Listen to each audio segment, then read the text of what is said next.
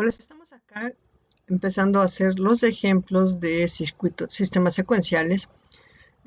Aquí vamos a utilizar un tipo mili. ¿Qué nos piden? Diseña un autómata que funcione como detector de paridad 1. Esto es un autómata que acepte todas aquellas sucesiones de ceros y unos con un número par de unos.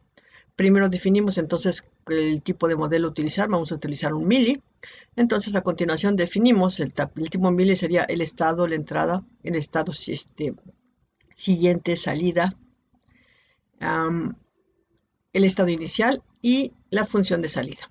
¿Qué debes determinar acá? Pues decir lo que quieres hacer. Por ejemplo, quiero entonces empezar con un E0, que es el estado inicial, ¿ok? Si entra un 1, sería un non, entonces lo bautizo como un non. Si entrara otro 1 al mismo tiempo, ya serían 2, entonces el siguiente pues le vamos a llamar par. Por lo tanto, tienes 3 estados: estado inicial, non y par. Luego, ¿qué entradas van a entrar? Pues va a entrar un 1 o un 0. Ah, entonces es un bit, sí, que puede ser 0 o 1. Y la salida va a ser 0 o 1. Como es tipo mili, pues tiene una salida del estado y una salida general. Los estados iniciales y los estados finales, que en este caso sería non y par, pero bueno, el que estamos interesado sería el par. Empezamos para la cadena ideal. ¿Qué tienes que hacer primero? Debes dibujar, ya que verificaste cuántos estados son 3, entonces los dibujas, colocas el círculo, E0, círculo non, círculo par. Los bautizas como ya habían quedado, uno se llama E0, otro non y otro par. ¿Dónde está el estado inicial? Aquí está la flechita. Pones la flechita, pones una flecha del estado inicial al non, entre el primer uno. Acuérdate que como es mili, esta es entrada, diagonal, salida. Entra un 1, la salida todavía no es par, entonces es un 0 y ya pasa al siguiente estado. Vuelve a entrar un 1, ok, entra un 1, ahora sí ya son dos unos, la salida es par y se activa la salida. 1. Si volviera a entrar un 1 más, ya son tres unos, ya no, ya nada más uno es par y el otro sería non. Entra un 1, se regresa al non y por lo tanto se desactiva la salida. Ya que hiciste para la cadena ideal, que estábamos buscando 1, 1, ahora nos vamos a la cadena complementaria, que es lo que resta para terminar nuestro diseño. Si entra un 0, no nos interesa porque lo que queríamos era buscar 1, dos unos. Entonces, si entra un 0, lo que voy a hacer como diseñador es, pues lo dejo al estado, en el mismo estado. Si entra un 0, que se quede en el mismo estado. Si entra un par, que se quede en el mismo estado. Recuérdate que aquí estamos haciendo diseño, es lo que quiere el diseñador. Por el momento, pues te estás viendo cómo hace el diseñador. Entonces, si entra un 0, la salida es 0 porque no es par. Si entra un 0, se sigue quedando en ese mismo estado y la salida es 0 porque no es par. Si entra un 0, pero estamos en par, la salida se sigue quedando activada. Ya con esto, ya lo puedes pasar a codificación en VHDL y está listo, funcionando. También lo puedes pasar a una tabla de transición que nos sirve para entender mejor nuestro sistemita. En esa tabla de transición, todas las tablas de transiciones se hacen con estado actual, entrada, estado siguiente, salida. Estado actual, entrada, estado siguiente, salida. La parte de las entradas de nuestra tabla de transición sería estado actual, entrada. Y ya el resultado sería estado siguiente, salida. Entonces colocas, ¿cuántos estados son? Son 3. ¿Cuáles son? Estado inicial, ok, lo coloco. ¿Cuál otro? Non. ¿Y cuál otro? Par.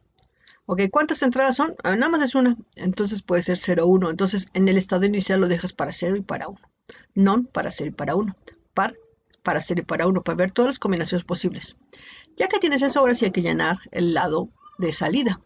Si estamos en el estado inicial, sigues lo que viene en el diagrama de estados. Y entra un 0, nos quedamos en ese mismo estado inicial y la salida es 0.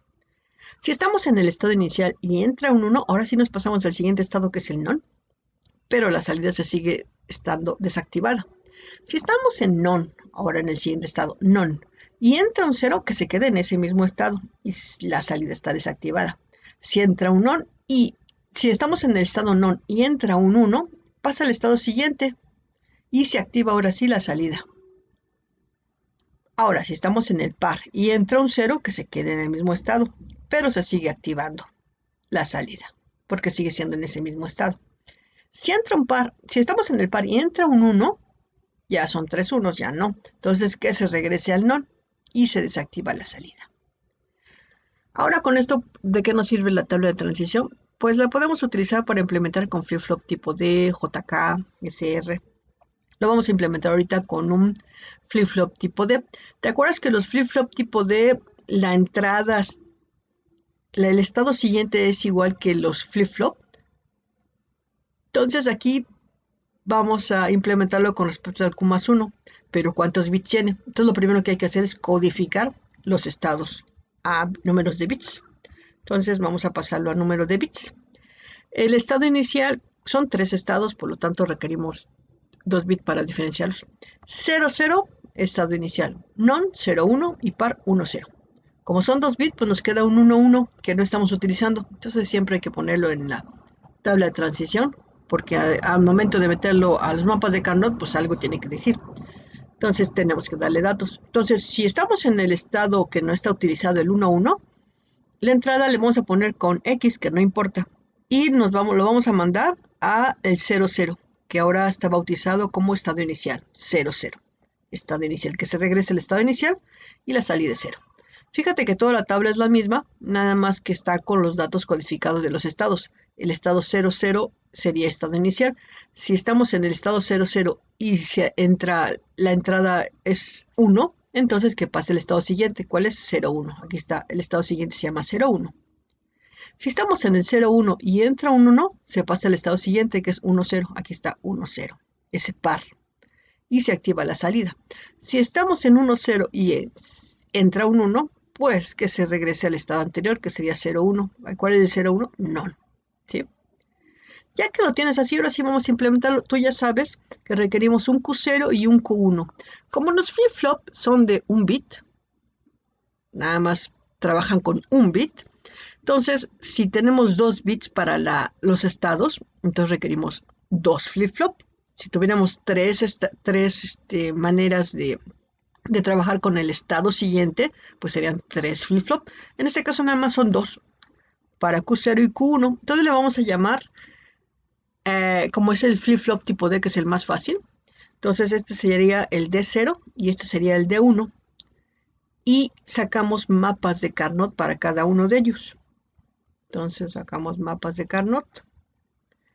Aquí tenemos el primero para D1 con su resultado determinado. Tú lo tendrás que comprobar, aunque no se vea, lo estoy dejando a propósito para que tú lo hagas. Luego sacas el mapa de Carnot para el siguiente y le llamamos D0. Y la salida, sacas el mapa de Carnot de la salida, ya tenemos la implementación en compuertas AND y OR. ¿Y qué nos queda? Pues pasarlo a lo que pedimos, que era un tipo mili. ¿Te acuerdas cómo trabaja el tipo mili? Era combinacionales y 2 flip-flop. Y los flip-flop X, ¿no? Entonces aquí tenemos 2 flip-flop porque son Q0 y Q1. Entonces, la salida de Q0, la salida de Q1 y la salida S.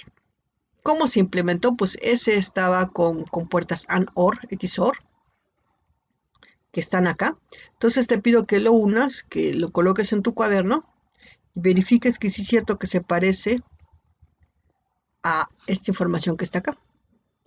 Entonces este es el primer ejemplo que se implementó ya directamente. Se utilizó mapas de Carnot, tabla de transición, diagrama de estado y llegamos al tipo mili.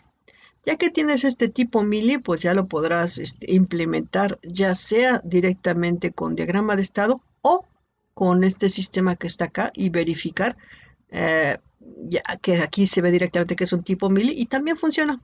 Tienes que checarlo y codificarlo. Entonces eso sería todo de este ejemplo.